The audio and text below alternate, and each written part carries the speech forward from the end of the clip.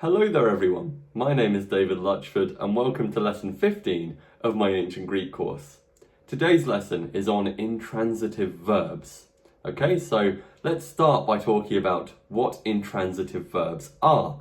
And to understand that, we have to look at them in relation to transitive verbs because intransitive verbs are the opposite of transitive verbs. So let's start by looking at this distinction between transitive and intransitive verbs. Now, what are transitive verbs? Transitive verbs take a direct object. So transitive verbs are verbs that take a direct object. And as a reminder, the term direct object refers to the thing that is directly affected by the action of the verb. The action of the verb is done to that thing. So in the sentence, I carry the letter is the direct object because it is the thing that's being carried. So transitive verbs are verbs that take a direct object. And in Greek, that direct object will nearly always be in the accusative case. Because the main use of the accusative case is to indicate the direct object. So that's what transitive verbs are. And given what I've told you about them, what do you think intransitive verbs are? Well, to reveal the answer, intransitive verbs do not take a direct object. That is to say, intransitive verbs don't need to be affecting anything. The action of an intransitive verb isn't channeled towards anything. Whereas the actions of transitive verbs are channeled towards something. There's something that's being acted upon with a transitive verb. But with an intransitive verb, there's no direct object. There's nothing that's being acted upon. An example of an intransitive verb is the verb to sleep. If you sleep, then you don't sleep something, you just sleep, right? There's no object that your sleeping is channeled towards or is affecting. You simply just sleep. So to sleep is an intransitive verb, whereas to carry is a transitive verb. Because if you carry, then you carry something. Your carrying is channeled towards an object. But if you sleep, you don't sleep something. So therefore, to sleep is an intransitive verb, while to carry is a transitive verb. And our focus for today is intransitive verbs, because most of the verbs that we've been looking at in Greek so far have been transitive. Now, to make this distinction even clearer, let's look at a collection of transitive verbs and intransitive verbs in English to begin with. So, as I've already said, one example of a transitive verb would be the verb to carry, because if you carry something. Your carrying is channeled towards a direct object. Another example of a transitive verb is the verb to see. If you see, then you see something. So for example, you could say, I see the man. There, the man would be the direct object. Your seeing is channeled towards him. A third transitive verb is the verb to take. If you take, then you take something. You can't just say, I take, or I am taking. There needs to be something that you're taking. There needs to be a direct object, which you are taking. A fourth example is the verb to release. If you release, then you release something. You can't just say, I release, or I am releasing. There needs to be something that you're releasing. There needs to be a direct object, which the action is channeled towards and is acting upon. Or in other words, directly affecting. So in the sentence, the slaves released the horses are the direct object because they are the things being released. The action is being done to them. A fifth example of a transitive verb is the verb to hear. If you hear, then your hearing will have a direct object. You will hear something. For example, you could say, I hear the shout. There, the shout would be the direct object. Your hearing is channeled towards that shout. A final example of a transitive verb is the verb to enslave. If you enslave, then you enslave someone. You might think that's a strange example to put there, but it's because we have met the verb to enslave in Greek. And we'll consider what these verbs are in Greek in just a moment. Let's now look at some intransitive verbs in English. I've already mentioned that the verb to sleep is intransitive. You can't sleep something. You just sleep. There is no direct object that the action is being channeled towards. A second example is the verb to run. You can say, I am running, and it makes perfect sense. You don't need any direct object. Another intransitive verb is the verb to go. If you go, then you just go. You don't need a direct object. You don't go something, you just go. You can say, I am going, and it makes perfect sense. Now, we often say, I'm going to somewhere, but the place that you're going to is not the direct object. But rather, the word to is what we call a preposition, and we'll learn more about those later on. A fourth example of an intransitive verb is the verb to die. If you die, then you don't die something, you just die. Okay? There is no direct object with the verb to die. If you say he is dying, then there isn't something that he's dying, he's just dying, okay? There is no direct object. There's nothing that the dying is acting upon or being channeled towards. I know that's a morbid example, so I do apologise, but the verb to die does come up quite a bit in Greek. Fifthly, we've got the verb to laugh.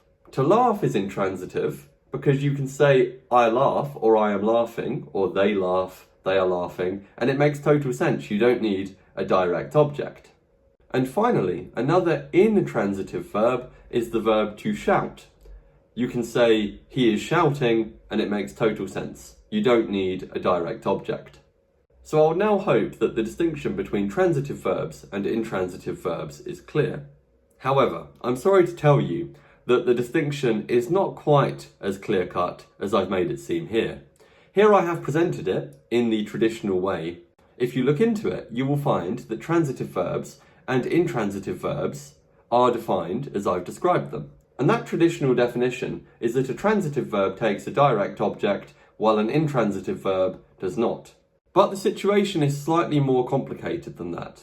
And that is because transitive verbs can sometimes have intransitive meanings or intransitive uses, and likewise, intransitive verbs can sometimes have a transitive meaning or a transitive use. And this is the case even in English. Although the verb to run is typically intransitive, you can just say, he runs, she runs, no direct object required. It can be transitive. For instance, you can say, I run a marathon. And there, the marathon is kind of the direct object. It is the thing that you are running. And the same is the case with the verb to shout in English. It makes perfect sense to say, he is shouting. So the verb to shout can be intransitive, but it can also be used transitively. Because, for example, you could say, he shouted an insult. And there, the insult is the direct object. It is the thing that is being shouted. And so, ladies and gentlemen, the distinction between transitive and intransitive verbs is not as clear-cut as it first appears. It's probably better to say that transitive verbs typically take a direct object, while intransitive verbs do not typically take a direct object. That might be a more accurate way of thinking about it. Alternatively, if you wanted to play it even safer than that, you could just speak in terms of verbs being used transitively or intransitively. So if you wanted to, you could just talk in terms of whether a particular verb is being used transitively or intransitively. Because in any given sentence, most of the time it will be clear whether a given verb in that sentence is being used transitively, that is taking a direct object, or intransitively, that is not taking a direct object. But either way, for the purposes of this video, you can think of transitive verbs as being verbs that typically, if not always, take a direct object, while intransitive verbs do not typically take a direct object, if ever. And so far we've said that the 6 verbs on the left of the screen are transitive, while the 6 verbs on the right of the screen are intransitive. Now, if you have watched my other videos, you will have met those 6 verbs on the left in Greek. So please now pause the video and see if you can remember what those 6 verbs are in Greek in the first person singular form of the present indicative active.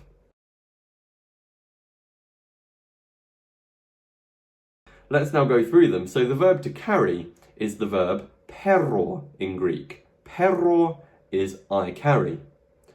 The verb to see is horao. Horao is of course I see, but we know that the first person singular present indicative active form is the dictionary form of these verbs. If you look them up in a dictionary, this is the form you would find them in. So horao is the verb to see, and the verb to take is lambano. Lambano is the verb to take. The verb to release is luo. The verb to hear is akuo. And the verb to enslave is doulo'o. Now with regard to the 6 intransitive verbs on the right of the screen, in this course you have already met the verb to run in Greek and the verb to go. In fact, you've met 2 different verbs meaning to go in Greek. But the rest you have not yet met, at least not in my course. Let's now talk through what these 6 intransitive verbs on the right are in Greek. The verb to sleep is kateudo. Kateudo means I sleep. The verb to run, which you may remember, is trecho. Trecho is I run. The verb to go, well, there are 2 possibilities here, actually. One that you could have is the verb bainor. Bainor means I go. The other verb that you might have remembered for the verb to go is the verb koreo. Koreo also means I go, amongst other things. I introduced the verb koreo in my lesson on contract verbs. However, I have not yet introduced the verb to die. If you want to say I die in ancient Greek, then the word you're after is ἀποθνษ์ισκω. Ἀποθνษ์ισκω is the verb to die. I think people typically find this verb to be quite a mouthful, ἀποθνษ์ισκω, because you've got that theta and nu combination which is a bit strange to us, I think, plus an eta with an iota subscript. Ἀποθνษ์ισκω is the verb to die. The verb to laugh is γελαω. Γελαω means I laugh. Finally, the verb to shout is βοαω. Βοαω means I shout. And you can see that it's cognate, that is to say, etymologically related to the word boer, which means a shout. Boer is a noun, βοαω is a verb. And you'll notice that βοαω is an alpha contract verb, γελαω is also an alpha contract verb, koreo is an epsilon contract verb, doulo'o, the verb to enslave, is an omicron contract verb, and horao is an alpha contract verb. So do look out for whether these verb stems end in alpha, epsilon, or omicron. When you meet a new verb, you should always take note of its dictionary form, because that will help you to remember what its stem is. You can get that by dropping the or ending in the case of verbs in or. And in virtue of that, it will help you to remember whether it's a contract verb. And now what I said about this distinction between transitive and intransitive verbs being a little bit fuzzy at times also applies to Greek. So for instance, the verb koreo, which can mean to go, amongst other things, can also mean to contain. And if it means to contain, then it's transitive because you contain something. So although koreo can mean I go and be intransitive, it can also mean I contain, in which case it would be transitive. So it's not always intransitive. Some of these verbs are always intransitive though, like ἀποθνษ์ισκω. Ἀποθνษ์ισκω always means to die, and you can never die something. It's not going to take a direct object. But if you find a counterexample, please do correct me on that. So just bear in mind that not all of these verbs are always transitive or always intransitive, okay? There are exceptions. Because of the aforementioned problem with the traditional definition of transitive verbs and intransitive verbs. But anyway, our focus for today is intransitive verbs, And this lesson is kind of designed to complement the last one, because the last one was emphasising that you don't need a nominative noun or pronoun in an ancient Greek sentence. And the message of this lesson is effectively that you don't need an accusative noun or pronoun in an ancient Greek sentence, because if the verb is intransitive, then you won't need any direct object. So essentially, the message of both of these lessons put together is that you shouldn't always expect to see a nominative noun or pronoun, and you shouldn't always expect to see an accusative noun or pronoun. And I'm emphasising this because when students first learn about the nominative case and the accusative case, I think they get into the habit of thinking, okay, where is the nominative noun, where is the accusative noun? But there won't always be a nominative noun and an accusative noun. And you need to be prepared for that, okay? You need to parse, that is to say, grammatically analyse each word as you find it. You can't always expect to see an accusative noun and a nominative noun, even though you will often get a nominative noun and an accusative noun. Since intransitive verbs are our focus, I'm now going to list those intransitive verbs that we just met alphabetically so that you can note them down yourself, okay? So you've got them for your reference. And I've also added in a bonus intransitive verb, which we met in the lesson on contract verbs. In particular, that was lesson 9. Let's now list these verbs then for your reference. The first one, ἀποκτεινω, is the verb to die. The second one that I'm going to show you is the bonus one, and that is ἀπορρεω, which means to be at a loss. This is an epsilon contract verb, and you can see that it's intransitive, because if you're at a loss, then there's no direct object. There's not something that your being at a loss is channeled towards. Another intransitive verb is bainor, the verb to go. We also have βοαω, the verb to shout, γελαω, the verb to laugh, καθευδω, the verb to sleep, τρέχω, the verb to run, and κορεω, the verb to go or to come. I forgot to mention that κορεω can either mean I go or I come. It can be either, depending on the context. Amongst other things, it does have other meanings too, as I've mentioned. Now please do pause the video and note down these verbs, because you will see them a lot in Greek, and you'll also be seeing them, or at least most of them, in the rest of this video, including in the exercises that you'll complete.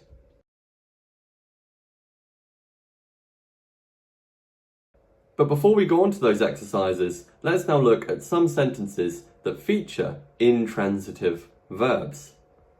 Here we have the sentence "ο δούλος ἀποθνษ์εισκε." This means the slave is dying, or the slave dies, because we know present tense verbs can either be does that thing or is doing that thing, depending on the context.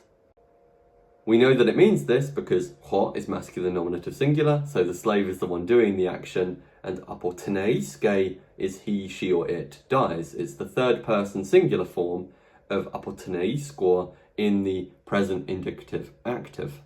We know that from the person ending a at the end. But here we know who that he is. We know it's the slave. So this sentence is, the slave is dying. And you can see that we don't have any accusative. Because it's an intransitive verb, we don't need any direct object, so there is no accusative needed. Another sentence using an intransitive verb is ο δέσποτερς κατεϊδε. This sentence means the master is sleeping. The master's in the nominative, which we know from the definite article, and then we have he, she, or it sleeps or is sleeping, κατεϊδε. We know that he, she, or it is doing the action because of the person ending a, and here we know who that he is. We know it's the master. So the master is sleeping. Or alternatively, the master sleeps. Since it's a present tense verb, it could be either does that thing or is doing that thing. So there's quite a contrast, I think, between these two sentences. On the one hand, the slave is dying, and on the other hand, the master is sleeping. Hopefully these two sentences are not at all connected to each other. And here we have a nice illustration of that second sentence. Ο δέσποτερς κατεϊδε. The master is sleeping. There he is, sleeping peacefully in his bed.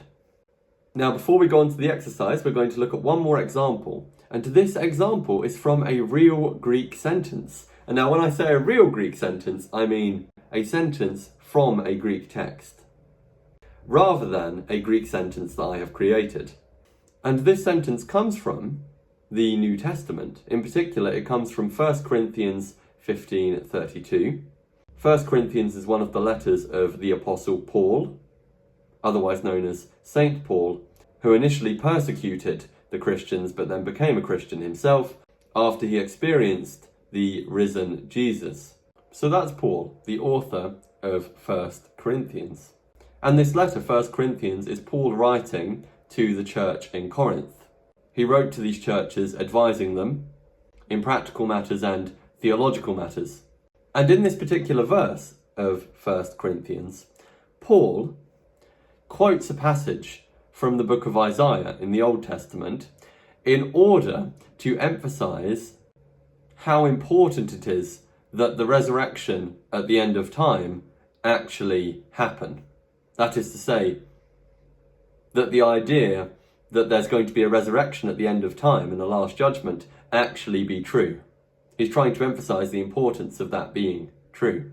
And the quote begins with him saying, "If the dead are not raised, let us eat and drink." And then in Greek, the final part of this quote is aurion gar ἀποθνษ์ισκομεν. Now we haven't met the first two of these three Greek words, but they are common Greek words, and so it'll be good to take note of what they mean now, but we will, however, meet them again in other contexts. The second word, gar, is what we call a particle. I shall make a video on particles at a later time, but these are small words that frequently appear at the start of Greek sentences or clauses. And the word gar comes second, or sometimes third or fourth, in the sentence or clause, and it means for. And it means for in the sense of because. This is an old-fashioned sense of the word for that we don't really use anymore in English, but it essentially means because. You say it when you're explaining something. So to illustrate, we could say, I went to the shops for I was thirsty, meaning I went to the shops because I was thirsty. And although gar comes second, or sometimes third or fourth, in the sentence or clause, we translate it as the first word in that sentence or clause. So we know that this last part of the quote is going to be for, and aurion means tomorrow. So far we've got, if the dead are not raised, let us eat and drink for tomorrow. And then you can finish this sentence yourself. We've got ἀποκτεινω. Now be very careful to look at the person ending to make sure you translate it correctly. Pause the video and see if you can get it. Now I hope that you got that ἀποκτεινω means we die. In principle, it could be we are dying, but in this context it sounds nicer to say we die. So the full quote is, if the dead are not raised, let us eat and drink, for tomorrow we die. We know it's we die from that ending, omen, the first person plural, person ending in the present indicative active. And to show you that full quote in English, here it is, if the dead are not raised, let us eat and drink, for tomorrow we die. You can see that the verb to die there has no direct object, because it's an intransitive verb. There's no accusative in that clause. Since the verb to die is intransitive, it doesn't take a direct object. And in case you're wondering about the meaning of this quote, my understanding of it is Paul is quoting this to say that if there is no resurrection at the end of time, then we should live hedonistic lives. That's what's meant by let us eat and drink, because we're mortal, life is going to end, and there's going to be nothing afterwards, so we should just live hedonistically if there is no resurrection. But of course, Paul does think that there is a resurrection, and so we shouldn't live with this hedonistic attitude. You could even call it nihilistic. It's kind of the attitude that goes as follows. We're going to die, there's going to be nothing afterwards, so we should just enjoy ourselves while we can. But as I said, Paul of course disagrees with that because he thinks that there is a resurrection at the end of time. And so we shouldn't just be focused on hedonism in his view. And one final thing to note about this extract is that it is Koine Greek because the New Testament was written in a slightly later form of Greek called Koine Greek. Because the Greek that we're learning is Classical Greek, which was from a few centuries before, used by Plato, for example. But Classical Greek is at the heart of Koine Greek. Koine Greek is kind of like a simpler version of Classical Greek. If you can read Classical Greek, then you can read Koine Greek. But if you've only learned Koine Greek, you'll find it difficult to read Classical Greek. And I should say that, although this is Koine Greek, this phrase, arion gar ἀποθνษ์ισκομεν, would be written identically in Classical Greek. So this Greek phrase isn't any simpler than it would be in Classical Greek. Although with regard to pronunciation, the vowel eta might have been pronounced slightly differently in Koine Greek than it was in Classical Greek.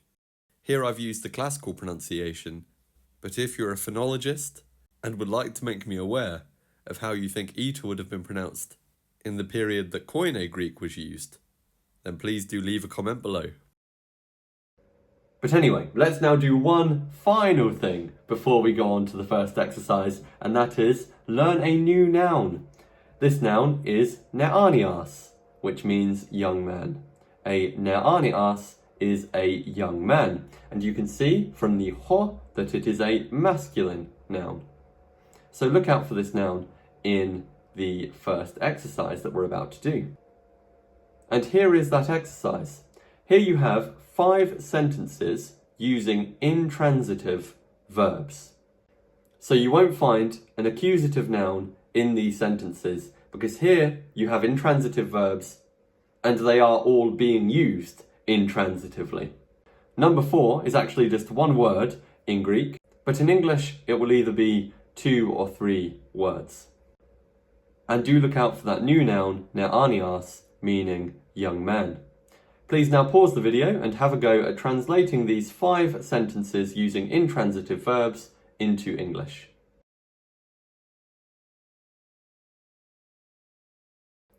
Let's now talk through these sentences. The first one was hoiduloi trachousin. This should have been translated as the slaves are running or the slaves run. It could be either since we're dealing with present tense verbs, which can mean either does that thing or is doing that thing. We knew that it meant this because hoi is the masculine nominative plural form of the definite article, letting us know that the slaves are the subject. They're the ones doing the action. And then we had trachousin. We know that trachor is the verb to run, but here it ended in ousin, meaning that they run or they are running. But here we were already told who that they is, so that person ending is simply confirming the third person plural nature of the subject that we've already been given. Number 2 was hai korai gelaosin. This should have been translated as the girls are laughing, or you could say the girls laugh. We knew that it meant this because hai is feminine nominative plural, and therefore the girls are the subject. And then we just had the verb gelaosin. Now, this ending orsin is a result of the alpha in the verb stem contracting with the person ending ousin, making orsin. So this is a third person plural person ending. And it's simply confirming the third person plural nature of the subject, which we've already been given once again. And in this sentence, as in the first one, there was no accusative noun. Since we're dealing with these intransitive verbs, we don't need any accusative. And therefore, when we're reading Greek, we should not expect to find an accusative in every sentence. The third one was chodidaskalos boai. In English, this should have been the teacher is shouting or the teacher shouts. We knew that the teacher was doing the action from the definite article ho, and then we had the verb boaω, but here it was boai, because it's in the third person singular. The alpha had contracted with the third person plural person ending a to make I. So boai on its own means he, she or it is shouting, but here we were told exactly who was doing the shouting, namely the teacher. However, in number 4 we just had a verb, and that verb was beinomen. Here we didn't have any nominative, and we also didn't have any accusative, so we just had to translate this verb. And you should have got we are going or we go. It could mean either, depending on the context. We are going or we go. We knew that it meant this, of course, from the ending omen, which is first person plural, meaning we do the action. And of course, the verb to go does not require a direct object. And so, as in all of these 5 sentences, we don't have an accusative noun. Fifthly, we had the sentence νεǎνιάς ἀποκτεινω. This should have been translated as the young man is dying or the young man dies. We knew that the young man was doing the action from the masculine nominative singular definite article, and ἀποκτεινω means he, she or it dies or is dying. We know that from the ending a, but here we were told exactly who that he is. We were told the young man is the one that is dying, unfortunately. Okay, I have a second and final exercise for you now, and for this exercise I would like you to translate each of these sentences and then state whether the verb in each sentence is transitive or intransitive. So not all the verbs in these sentences will be intransitive, okay? You need to determine whether each verb is transitive or intransitive after translating each sentence. And you'll notice that in sentences 1 and 2, I have underlined the verbs to indicate that these are new words. And I've provided you with a word bank to the right of the sentences containing the meanings of these words in their dictionary form. But of course, when you're translating the sentence, you need to pay attention to the form of those words in the sentence, looking at the endings that they have in that particular sentence. And it's up to you to figure out, based on whether they take a direct object, that is to say, based on whether there's an accusative in the sentence, whether these verbs are transitive or intransitive. Anyway, please pause the video and have a go at translating these sentences and then stating whether each verb is transitive or intransitive.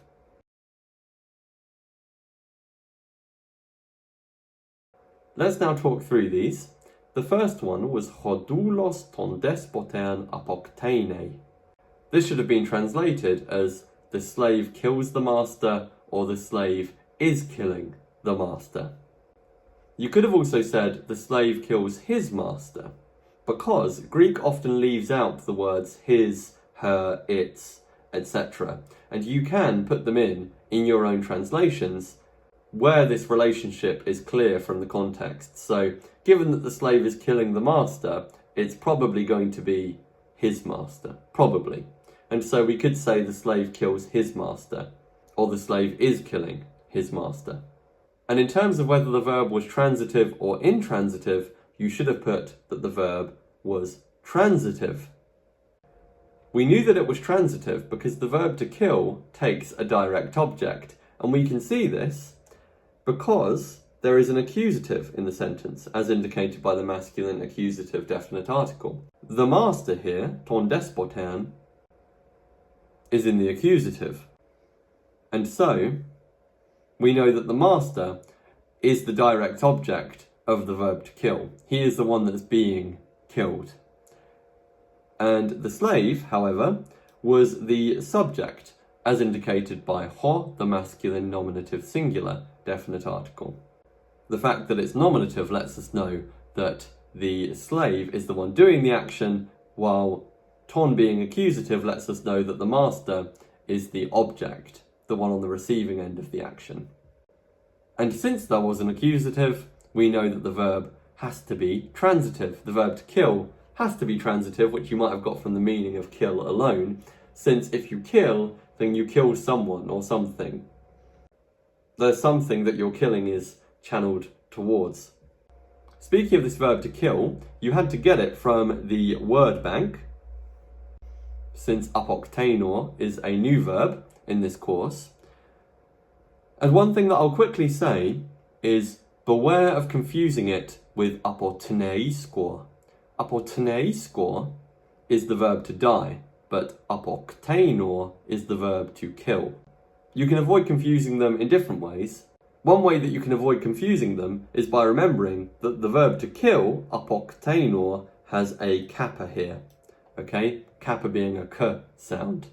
You can associate that with the verb to kill, also beginning in k. While ἀποθνၤισκω has a theta here instead. The bit after the apo is a theta rather than a kappa. And of course, the spelling is different after that point as well, other than the person ending. But a quick way of remembering the difference between them, if you think you're likely to confuse them, is to remember that ἀποκτεινω has that k, that killing sound, while ἀποθνၤισκω doesn't. It's got a theta after the apo instead.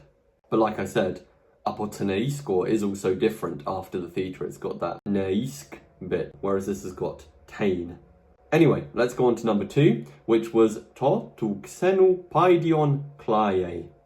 This should have been translated as the foreigner's little child is crying, or the little child of the foreigner is crying. Alternatively, you could say the foreigner's little child cries, or the stranger's little child cries, or weeps, or is weeping. Many different translations were acceptable here. With regard to whether the verb was transitive or intransitive, I hope that you put that it was intransitive, since the verb to cry or to weep is not taking a direct object here. There is no accusative in this sentence. And to talk through the sentence, we had to going with paidion, meaning the little child, and then we had to xenu sandwiched in the middle. We knew this was a genitive sandwich from there being 2 definite articles next to each other and there being no repeated definite article. So far we know that to paidion is the little child, to xenu means of the foreigner or of the stranger, and then we had the verb kleie. Here we had to look to the word bank to get the meaning of kleio, since it's a new verb in this course. Kleio means I cry or I weep.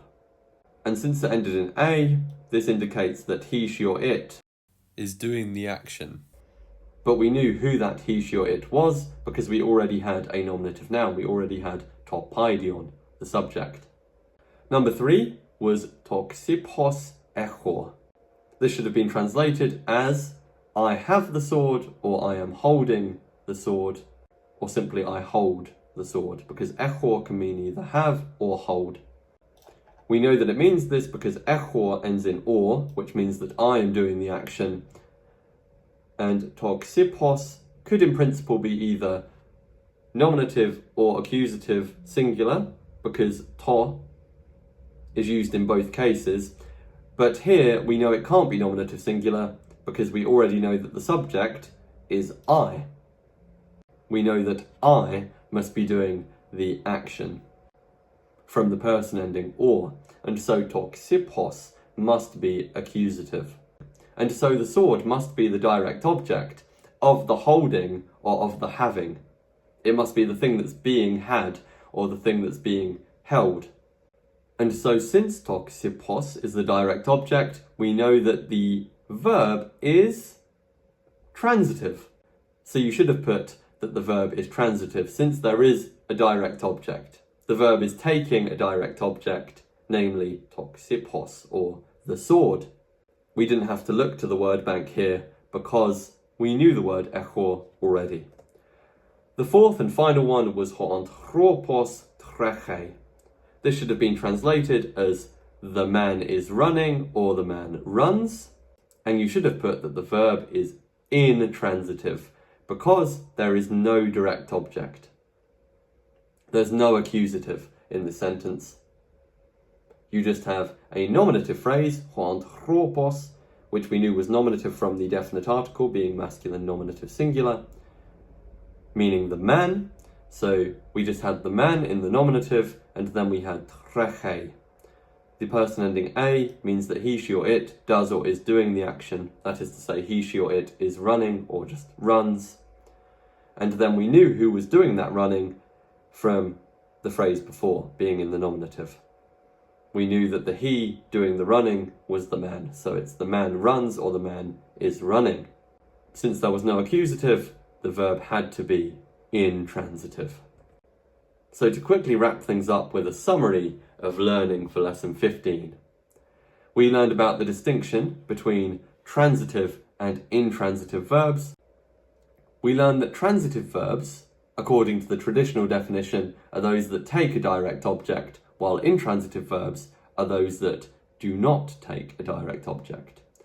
But we also learned that the distinction's not quite as clear-cut as that, and we probably ought to say that transitive verbs typically take a direct object, while intransitive verbs do not typically take a direct object. And we also met a collection of new verbs, most of which were intransitive, but one of which was transitive. These were ἀποθνษ์ισκω, which means I die, and is intransitive, ἀποκτεινω, which means I kill, and is transitive, since there is somebody that you kill, there is a direct object. We also met βοαω, the verb to shout, which is intransitive, γελαω, the verb to laugh, also intransitive, καθευδω, the verb to sleep, also intransitive, and κλαιω, the verb to cry or to weep, which once again is intransitive. But that's everything for this lesson, so I should say thank you very much. I've put an ancient Greek frog on the screen to brighten your day. I hope that you found the lesson useful. If you have, please give it a like, and if you have any feedback at all, please feel free to leave a comment below. But for now, I must say goodbye, and I shall see you again next time.